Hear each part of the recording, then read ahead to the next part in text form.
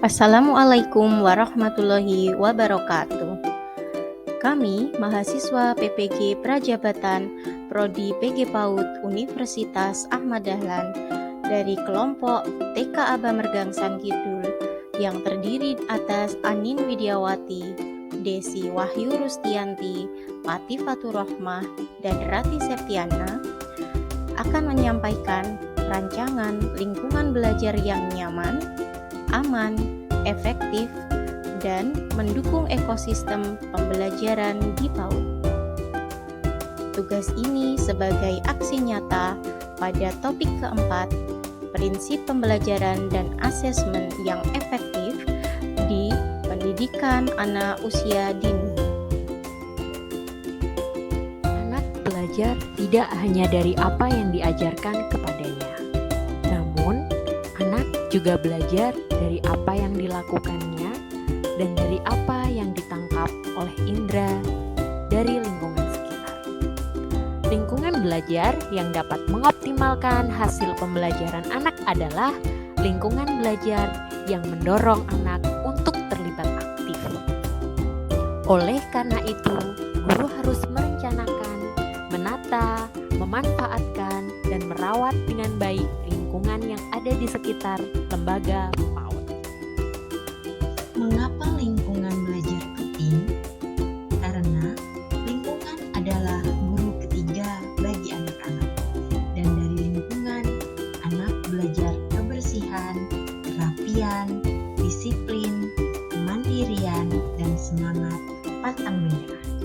Berikut ini adalah rancangan lingkungan sekolah untuk anak usia dini. Tergambar jelas tampak atas bangunan sekolah, di mana kita bisa melihat ada gedung sekolah, taman sekolah, kolam renang, lapangan olahraga, dan playground. Serta ada area hijau di samping sekolah yang dapat digunakan untuk pengenalan bercocok tanam dan berkebun pada anak. Dengan fasilitas yang lengkap, aman, dan nyaman, maka akan membuat peserta didik merasa senang dan semangat dalam belajar. Berikut lingkungan sekolah yang kami rancang. Dalam lingkungan sekolah yang kami rancang, terdapat beberapa bangunan yang mendukung proses pembelajaran dan aktivitas semua pihak yang terlibat di dalamnya. Bangunan sekolah secara berurutan akan kami jelaskan dari depan. Yang pertama, pos keamanan. Pos keamanan difungsikan sebagai tempat penjagaan yang berkaitan dengan keamanan anak dan seluruh warga sekolah. Yang kedua, terdapat pendopo. Pendopo sebagai salah satu area terbuka yang dapat digunakan untuk pembelajaran di luar ruangan hingga sebagai fasilitas pendukung program-program sekolah seperti pertunjukan seni, bakat, dan potensi siswa atau lokasi pertemuan. Berikutnya, terdapat bangunan masjid. Masjid sebagai sarana beribadah seluruh warga sekolah, sekaligus digunakan untuk mengenalkan nilai-nilai religiusitas pada anak. Berikutnya, terdapat bangunan kantor. Bangunan kantor terdiri dari kantor kepala sekolah, kantor guru, dan administrasi sekolah. Bangunan ini berada terpisah dari ruangan kelas dan difungsikan pula sebagai tempat untuk menerima kunjungan dari orang tua maupun masyarakat. Ruang kelas. Ruang kelas berada pada bagian belakang kantor. Ruangan ini terdiri dari beberapa kelas sesuai dengan jumlah rombongan belajar yang dibuka. Di setiap ruang kelas terdapat sebuah kamar mandi. Di depan ruang kelas terdapat lapangan olahraga yang bisa difungsikan sebagai sarana kegiatan outdoor bagi siswa dan guru, sekaligus untuk memfasilitasi perkembangan fisik motorik anak. Selanjutnya, di samping ruang kelas terdapat area playground yang difungsikan sebagai sarana bermain outdoor bagi siswa. Kolam renang juga terdapat pada area belakang gedung sekolah.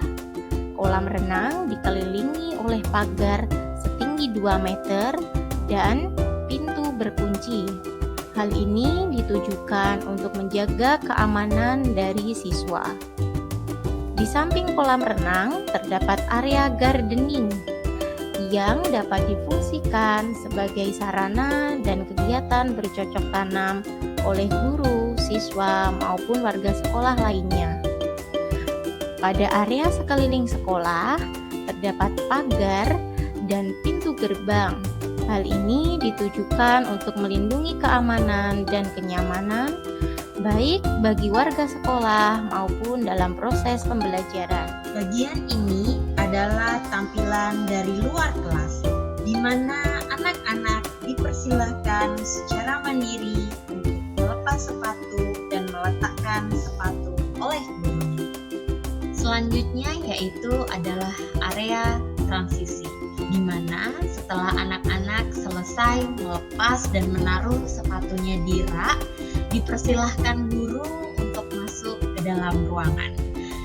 Di dalam ruangan kelas, pengaturannya kami desain sesuai dengan culture sosial, yaitu didesain seperti lingkungan di rumah. Anak mampu menaruh tasnya di capstock dengan ukuran tinggi anak. Hal ini didesain agar anak dapat lebih mudah mengambil dan menaruh tas secara mandiri. Meja makan atau meja bekal anak didesain juga seperti meja makan di rumah, agar saat di sekolah anak merasa suasana kelasnya seperti di rumah. Di dalam kelas didesain pembelajaran untuk mengembangkan seluruh aspek perkembangan anak. Dalam desain ruang kelas yang kami rancang, memuat konsep utama setting kelas menurut Loisel. Yang pertama yaitu visibilitas atau keleluasaan pandangan. Penempatan barang tidak mengganggu pandangan siswa sehingga dapat leluasa memandang guru maupun kegiatan yang sedang berlangsung. Begitu juga dengan guru, dapat dengan leluasa memandang dan mengawasi kegiatan yang sedang berlangsung di kelasnya. Yang kedua adalah aksibilitas atau mudah dicapai. Penataan barang-barang dan bahan bermain di dalam kelas ditata pada rak-rak yang mudah dicapai oleh anak. Jarak duduk dan akses lalu lintas di dalam ruangan ditata sedemikian rupa sehingga tidak mengganggu anak lain dalam bergerak. Yang ketiga, fleksibilitas atau keleluasaan. Artinya, barang-barang di dalam kelas mudah diubah sesuai kebutuhan kelasnya. Selanjutnya adalah kenyamanan. Hal ini berkaitan dengan temperatur ruang, pencahayaan, dan kepadatan kelas. Dalam temperatur ruang disediakan pendingin ruangan, sehingga anak-anak merasa nyaman dalam beraktivitas di dalam kelas. Untuk pencahayaan disediakan lampu dan jendela. Jendela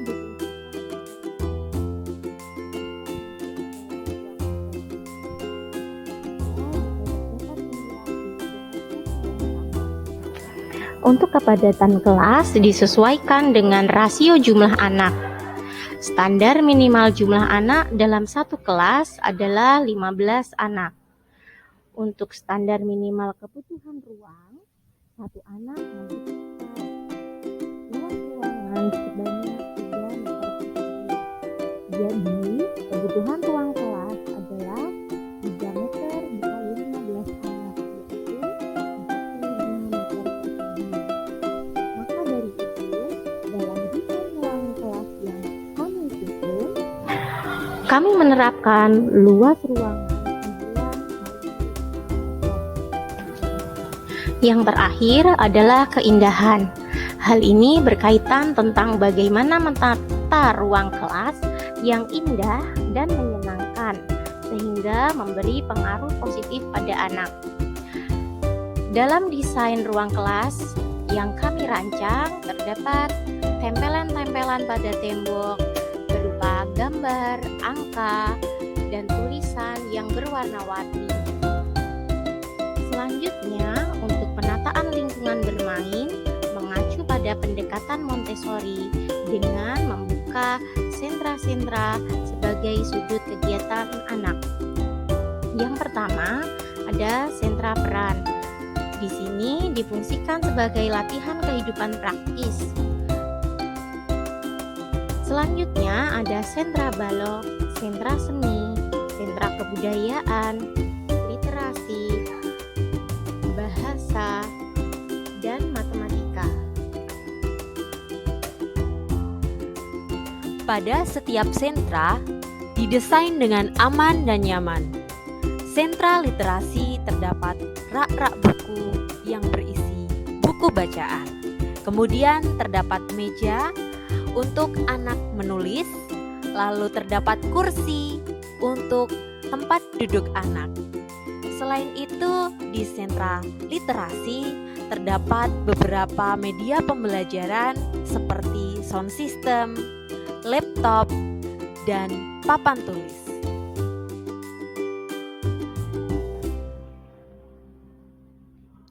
Kemudian untuk sentra peran terdapat rak-rak mainan, media pembelajaran yang mendukung kegiatan bermain peran seperti boneka tangan, tenda, miniatur mobil-mobilan, dan terdapat sebuah kitchen set yang bisa digunakan dan dimanfaatkan anak-anak untuk berkegiatan di sentra peran.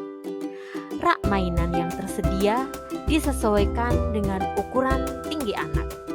Hal ini bertujuan agar anak-anak dapat lebih mudah dalam mengambil dan menaruh mainannya. Sentra balok. Di sentra balok tersedia berbagai macam balok, Lego, bombik, dan aneka miniatur, serta karpet sebagai alas untuk berkegiatan saat membangun kreasi miniatur anak-anak. Di sentra balok terdapat rak sebagai penyimpanan balok-balok. Rak diatur dengan ketinggian sesuai dengan tinggi anak sehingga memudahkan anak dalam mengambil dan merapikan kembali barang-barang dan balok yang digunakannya untuk bermain. Di samping sentra balok terdapat sebuah kamar mandi. Di depan kamar mandi terdapat sebuah wastafel dan tempat sampah. Di sini ditujukan untuk melatih kemandirian dan kebersihan anak. Pada sentra seni terdapat beberapa meja, kursi, dan karpet. Hal ini digunakan untuk anak-anak beraktivitas saat berkreasi di sentra seni. Pada sentra seni terdapat kuas, cat air, kertas, kanvas, dan papan untuk menempel hasil karya anak. Di setiap sentra terdapat barang-barang bermain loose part sebagai bahan bermain yang dapat dimanipulasi dan dapat dikreasikan sesuai dengan kreativitas anak, termasuk di sentra kebudayaan. Pada sentra kebudayaan ada beberapa bahan bermain loose part seperti manik-manik, globe, bendera, dan permainan tradisional serta peta.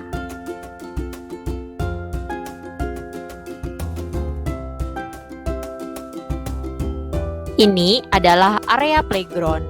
Di area playground terdapat berbagai macam permainan yang tersedia, yaitu ada perosotan, ayunan, trampolin, jungkat-jungkit, serta anak-anak juga bisa bermain bebas di area ini, seperti bisa bermain hula hoop ataupun berlarian. Nah, untuk alas di area playground ini kami desain menggunakan rumput dan menggunakan pasir. Hal ini kami desain sedemikian rupa agar anak-anak saat bermain bebas tetap merasa nyaman dan aman.